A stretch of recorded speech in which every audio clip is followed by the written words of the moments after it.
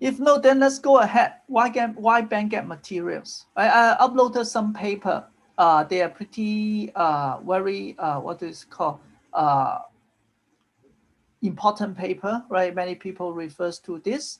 The first two paper is about gallium nitride. The last paper is about the general ultra wide bandgap device. Okay. Second concept is that if you have a very high breakdown voltage, it will be useless if you cannot conduct current, right? I just put an open circuit, you have very high breakdown, but you cannot conduct current, right? So we do need to have a low resistance, what we call the on resistance. What is a resistance? Let's look at this paper. Now you will see something really amazing if you have not tried wide bandgap or power device before. I'm showing you a transistor which is about 0.35 millimeter and 0.44 millimeter that you can see with your bare eye. Basically, it's 1 millimeter by 1 millimeter. And this is already small. Now the question is, this one, don't think about what it is. This is a gallium nitride, vertical gallium nitride transistor. We don't discuss this here, but just I want to introduce a concept called specific on resistance.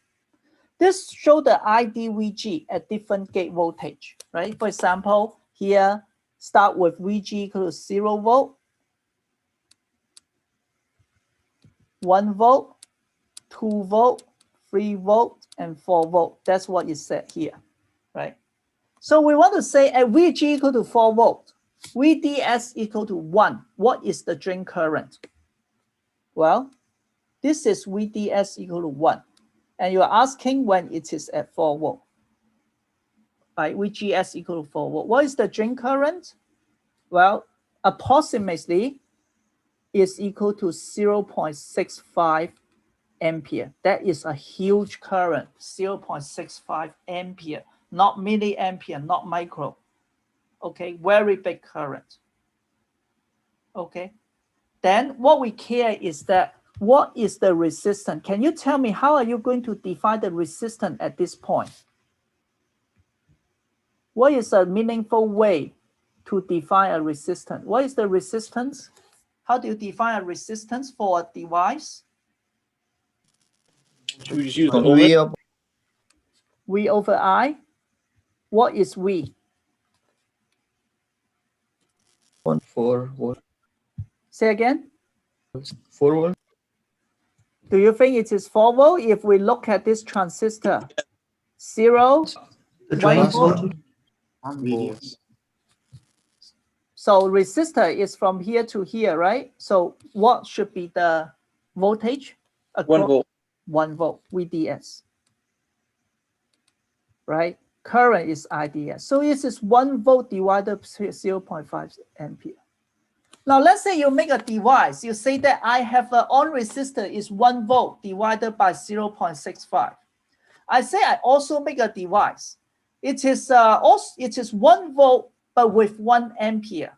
Can you say that my device is better than you?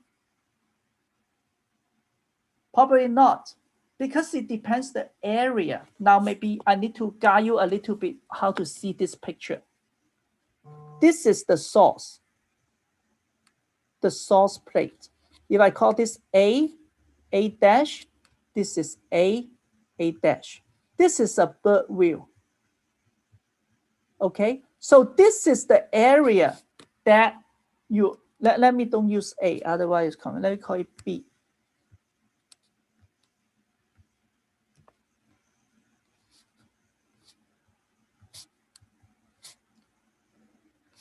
This is the cross section, and this is the top view. You look into the wafer. If you need to use very large area to achieve this, then it is not better than I'm using a smaller area to achieve this. So in power device, people don't just talk about resistance. They want something called specific on resistance, which is equal to the on resistance times the area.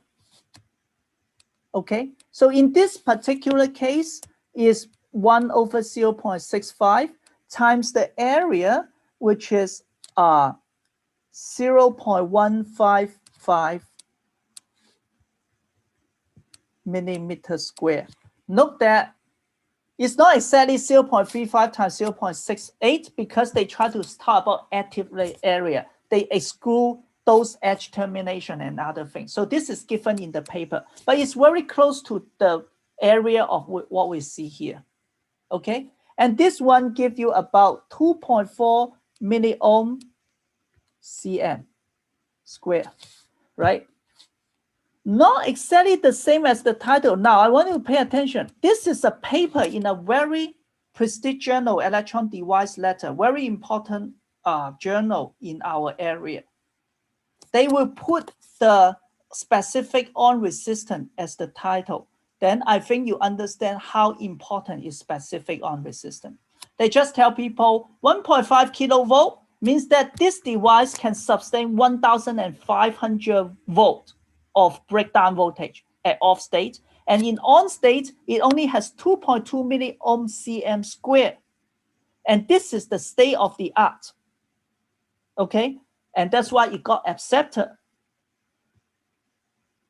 Okay, I did not get exactly the same calculation because I don't have the exact number. I just do a reverse calculation. And also, I really don't know the exact area. I think they use this one. But anyway, it's very close. I just want to show you how you calculate. If you do the device yourself, of course, you know what area you're really using and what is the value here. It might not be 0.65. It may be 0.7 or something. But that doesn't matter, right? So this is the second message for you. First is the breakdown voltage need to be high to avoid impact ionization. Second is we need to have a low current because this is a switch. When we turn it on, we don't want to dissipate a lot of power. And that is why bandgap is better than the silicon, because for the same breakdown voltage, we can make smaller resistance, which I'm going to cover in the next class. Okay, so two things from now on. If you forget anything, just remember you need to trade off between on resistance and breakdown voltage. If you cannot say these two, don't tell people that you know power electronics. Even you have many fancy stuff. Right? That is the most fundamental trade-off. Okay. Any questions?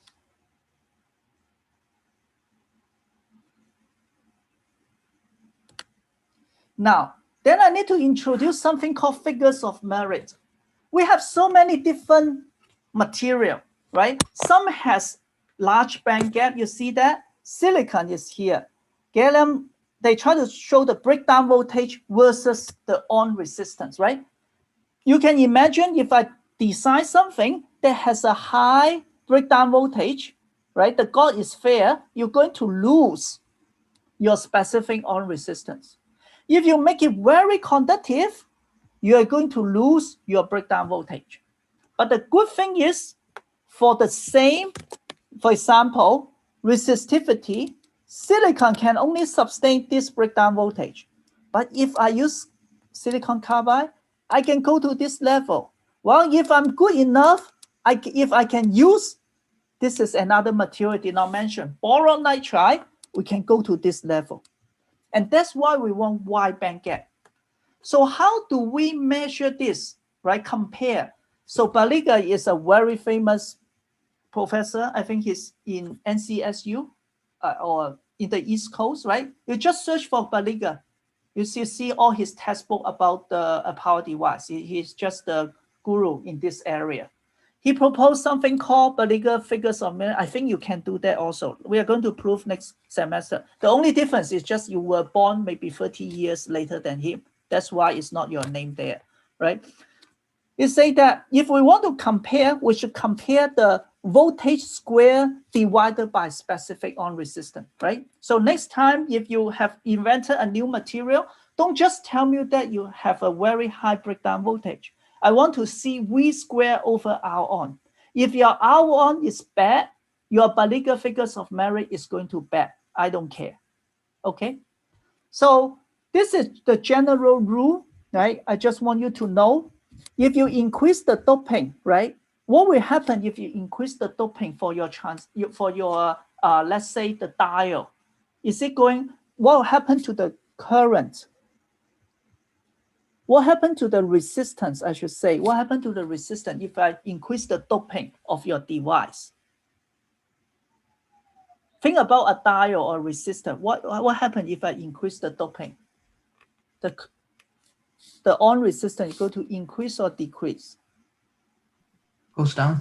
Goes down, right? So I will want to increase the doping. But unfortunately, if I increase the doping, what happened to the breakdown voltage? Is it going to increase or decrease?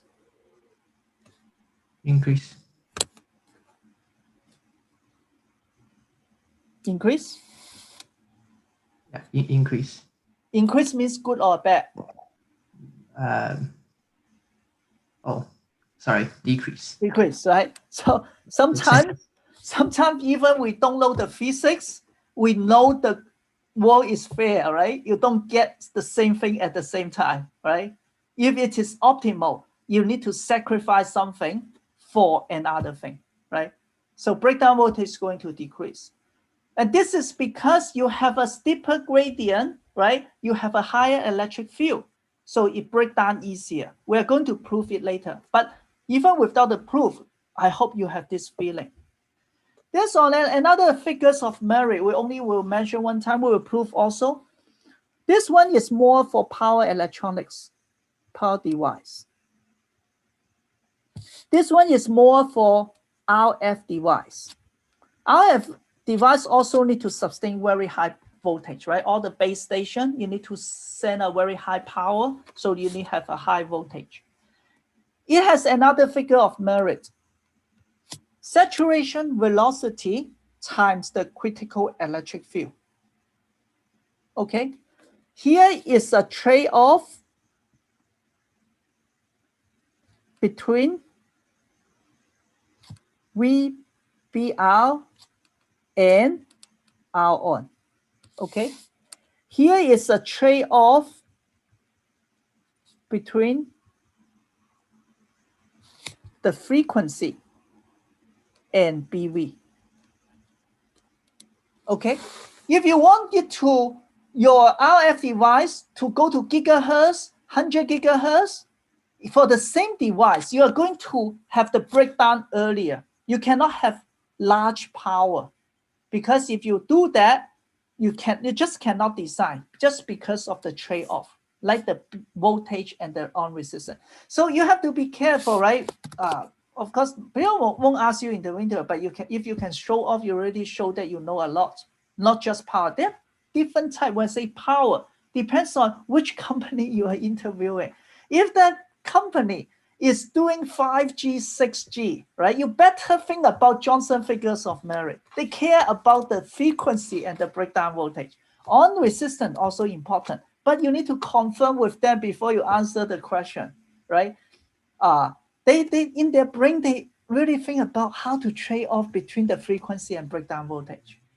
If you're interviewing with PG&E, Creek, Wolfspeed, or Tesla, when they ask you something related to the power device, they probably talk about this type of power device. This is also power device. If you go to RF circuit, they say power amplifier, right? So same name, but really different background, right? Same physics or underlying physics also, but they just have different concern. Okay, in this class, we're talking about this type power device. Breakdown voltage versus the resistance is what we care. Okay, any questions?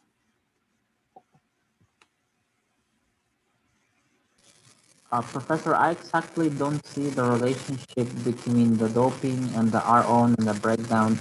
Is there an equation? Like, I know that when we increase the doping, it has a relationship with the depletion with something similar, so that I can see the relationship between the doping and the on resistance. You are saying the right thing. Firstly, we are going to derive the equation in the next class, but what you are saying is good enough. First, we increase the doping, your depletion width actually going to be narrower. You will find that the electric field is to be higher for the same amount of voltage you apply to the device. but I'm not going to explain now, right? Then you will see that resistance is just depending on the carrier you have. If you have higher doping, you have more electron, resistance is going to go down. But I will show the equation on Wednesday. But its equation really is not important. What you're saying is important. How you're going to understand this qualitatively and with insight. So what you're saying about the depletion width is correct. In PN junction, the depletion width is smaller when you have higher doping. So your higher electric field, you just go through the Poisson equation, right? If you forgot, then just make it as a rule of thumb. Electric field is higher. So that's why your breakdown voltage is lower. Okay? Then I want to introduce more terminology. You need to know that, right? I probably won't test you, but I really hope you learn something in this class. This is all the terminology people are talking about. Now you have so many different types of new material. Silicon carbide, gallium nitride, beta gallium oxide, aluminum nitride, diamond. If you forgot or you did not learn it before, that's okay. People already classified in this world. There's only 7 possible type of crystal. 1, 2, 3, 4, 5, 6, 7. Okay? They have different symmetry. The highest symmetry one is cubic. And cubic is what we are very familiar with. One of the cubic is called face center cubic. Which crystal has face center cubic? Do you remember?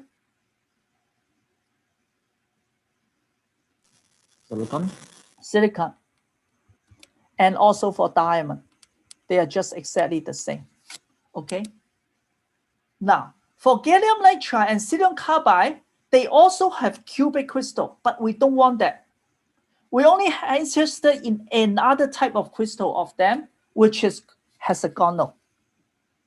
Silicon carbide and gallium nitride, aluminum nitride. They are hexagonal here, this one. Okay? And you see the hexagonal structure is like this, but usually we draw it as this, right? I guess you might have seen that in your high school chemistry textbook somehow. They drawn this. At that time, we don't know what it is for. It's boring. But they actually have a big implication, okay? But I just want you to know they have different crystal structure, okay? The last one, beta gallium oxide, is the most complicated one. Why? Because it's the least symmetry among this. It's not the least among all crystal, but it is monoclinic. Maybe I should write here, monoclinic. So what is the meaning of monoclinic? Look at this. It has a right angle at this plane, but then one of the plane is not 90 degrees. Also, A is not equal to C, but A equal to B. The least symmetric one is this one. A not equal to B, not equal to C, and then all the 3 angles are not 90 degrees. Okay.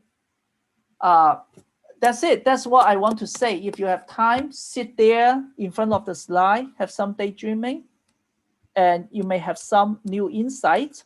If not, I just really want you to remember, we are not talking about just different material. We're talking about different crystal and just different crystal structure. And this is the reason give us so many interesting and diversity in the semiconductor. Okay, any questions on this slide?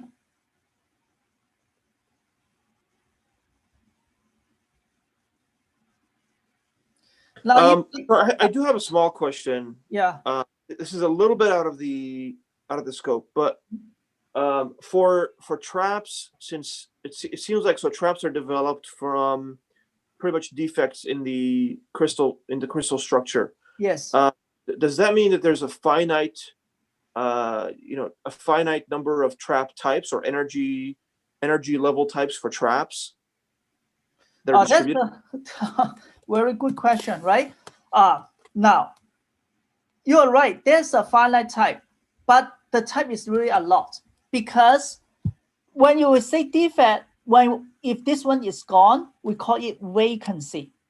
But you can also have extra atom between them. That is called interstitial. Both them contribute to trap, right? So more than what you are saying now, right? Now you're just saying remove 1 or 2 atoms.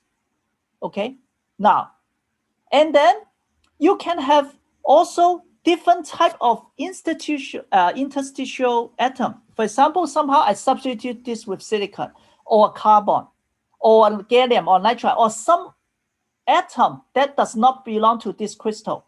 Then I have a new type of trap again. And then this atom can form some special pair, which we call Pufenko pair. Then there is another trap again. But this is just a single defect. Then we have something called extended defect. Extended defect is that maybe the whole plane is missing, or the whole line is missing, or you have some screw dislocation. Then you have more defects. So it is not really finite in that sense. You see what I mean? Do I answer your question or no? Yeah. Because I mean, this is what I was thinking about as I was working on my my project. Okay, great. Right, but now you're a good question. You say working on a project, right? So in TCAD, we don't care the origin of the trap. We just say that we put the trap. But what is the energy level and where it is? This all depend on the origin of the trap. So we don't have unfortunately, unless you do experiment or you do the so-called initial calculation or density functional theory. Basically, what they do is what? Solve the Schrödinger equation for the whole system. Then you will find out where is the trap level when you miss one atom. Okay, ab initio, this is a Latin word, right? So you can just pay attention to this. Any other questions?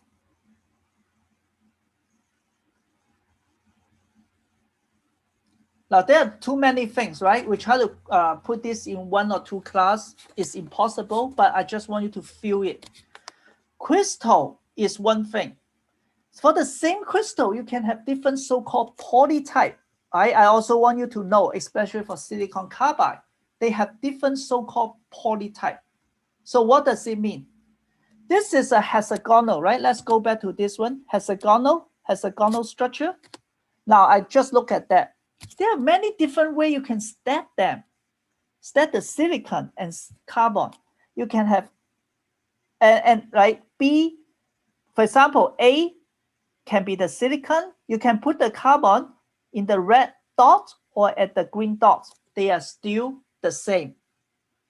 And then when you stack them, you can have different version. A, B, C, A means that after 3 periods, you go back to the same stacking, same configuration, or ABA. This we call it 3C2H, and then we have 4H, 6H. Why do I want to tell you this? Because they all have different material property. And the one that is most important to us, 4H. This is what being commercialized the most. Some people also use 6H, but mostly 4H because they have the best property. So next time when you see 4H silicon carbide, do not think that that is what happened to me when I first time see that. When I was a student, I thought, does it mean that there are 4 hydrogen attached to the silicon carbide? No, there's no hydrogen, no passivation. It's just talking about a polytype called 4H silicon carbide. Okay, so this is what I want you to know. Another thing is that, for the same wafer, if you look at the crystal, this is silicon, this is carbon. You can have 2 ways. You can flip it up or down. They are both silicon carbon, right? Carbide. And you can, this is a wafer. You can process your you can put this on top or this on top. If in this case, you have this configuration, we call it silicon phase. If you are putting this upward, we call it carbon phase. Why we need to distinguish? In silicon, right? How you look at the crystal doesn't matter. It gives you the same property. But for hexagonal structure, it is not the same. You look from top and bottom, it gives you different physical property. For example, oxidation rate, etching rate, they are all different. And in gallium oxide, we are going to introduce polarization. The polarization will change from positive to negative. So I don't request you to remember how to recognize, no need, but you need to know we have silicon phase and carbon phase. That's it. Okay, so I give you a silicon carbide. Now I hope that you know, oh, silicon carbide, besides it's a wide band gap, is hexagonal. First, different crystal structure. Oh, then it can have different polytype. Oh, mine is 4H because you have different layer. And then even for 4H, I can look from the top or bottom of the wafer. I'm going to get different experimental results if I process it differently because you have silicon phase and carbon phase. Okay, any questions? So there are many things in between, right? Now, when we go to hexagonal lattice, right, you also need to learn a new type of Mueller index. Earlier, we talked about Mueller index to determine what is the plane, the crystal plane. In hexagonal, they have different plane also. And also they have a special index. They actually have 4 index. The last one is for the top. So this talking about this index, this is the last one, 0 or 1 or 0. Okay. And then it has 3 other, A1, A2, and A3. Okay. So before we finish, let's do the exercise. For example, this phase, the green phase. The green phase is perpendicular to this C axis, right? So if you remember what we did before, it has 0 component of this axis A1, A2, A3, but it has 1 for this C. This is C. I should say this is A1, A2, A3, and C. This is the Mueller index. Okay, remember Mueller index is that we try to see how we cut the plane and then take the inverse, right? So we draw this plane, it only cut the C axis, right? It cut A1, A2, A3 at infinity. So after we take the inverse, it becomes 0. Okay, and this one, what do we call? We already say that silicon phase. If I have the carbon phase in another direction, it is 0, 0, -1. Okay. Now we also have other plane. For example, let's say I want to know what is the plane of this one. So how do we do that? First of all, I won't use this one. I just use this one because this one is easier, right? It's just parallel. And I see I cut A2 and A3 at 1. Do you see that? How do I cut A1? Can you tell me? I cut A1 at where?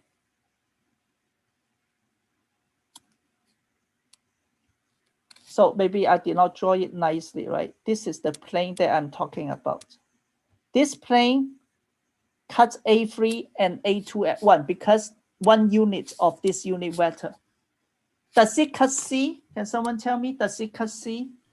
No. It cut at infinity, right? So it should give me 0 for C. A2 and A3 will be 1. How does it cut A1? It cut A1 at where? -1. Very good, -1. Okay. And this one, not -1, minus half, right? -half. So when you do the inverse, it becomes -2, right? Because we need to inverse it. Okay. So this is the so-called A phase. This is equivalent to 1, 1, 2, 0 because it doesn't matter what we call it A1, A2, or A3, right? So this is the so-called A phase. Okay, let's stop here. I will talk more about this next time. Thank you, Professor. Thank you. Did not take any solid state physics class, right? So that's why I want to emphasize this part. Any other questions?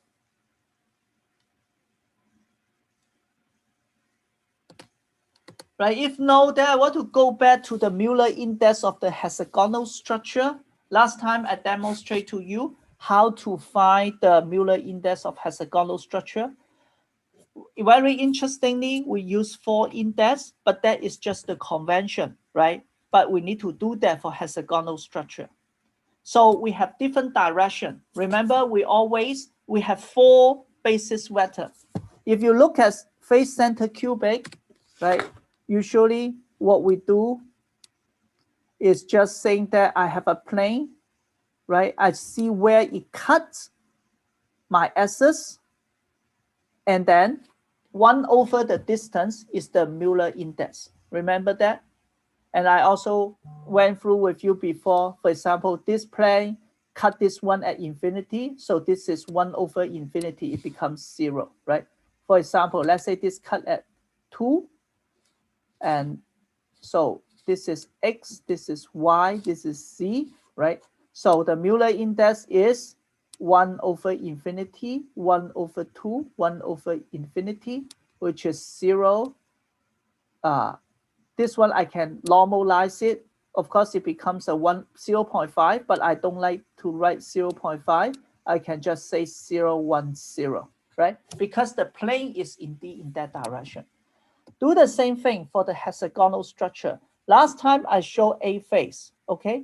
This time let's look at M face. M face is this one, okay? So if I have a plane here, right? What is the Mueller index? Okay, first of all, I have 4 axes, A1, A2, and A3 and C, right? So how do I see how it cut my axis? First of all, for C, how does it cut the C? Where does it cut C for this one? Infinity. Infinity, because it's parallel, right? So it's 1 over infinity. Okay, now, this one, we can think it in this way. This one, do you think it cuts A2? Where does it cut A2 in that direction? At 1. A2 here. 1. So if you try to extend the plane to very, very large, does it cut A2?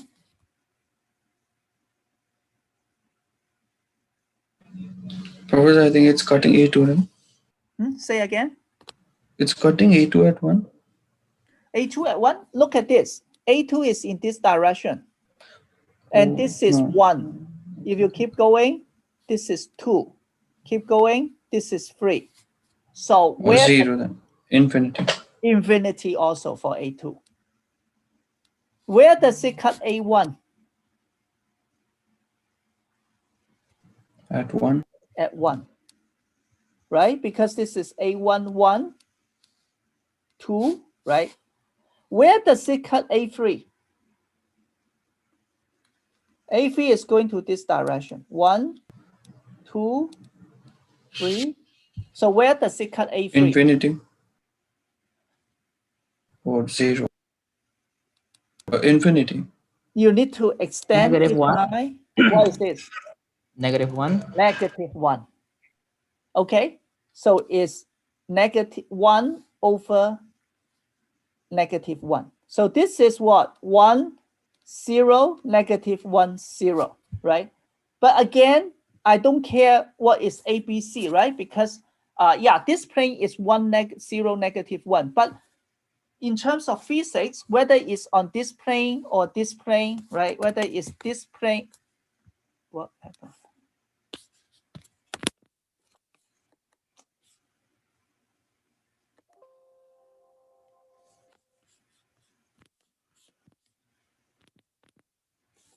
Which plane really doesn't matter, right? So this is, I can just say this is, it doesn't matter. I say 1, negative 1, because A1, A2, A3 is just up to me, right? But anyway, this is so-called N phase.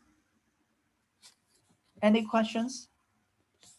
So I want to bring you to the attention that you see that while formula index, somehow for hexagonal structure, we have 4 index. But very interesting, you see that A1 plus A2 plus A3 is always equal to 0.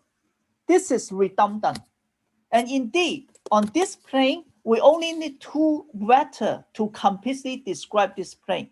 But we still try to put all of them. This is just a convention. Okay? For example, 1, 1, then I know the other must be -2. 1, -1, I know the other must be 0. Okay?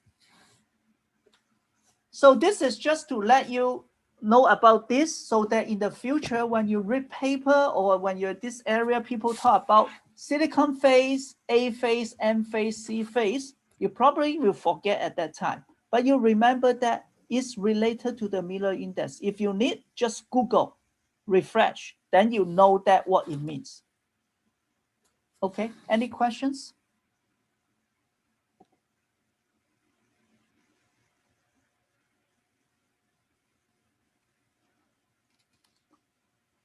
If no, let's go to something easier. Just a qualitative view, right? We have all the basics on this material, etc. Let's look at what type of device we have. You know the transistor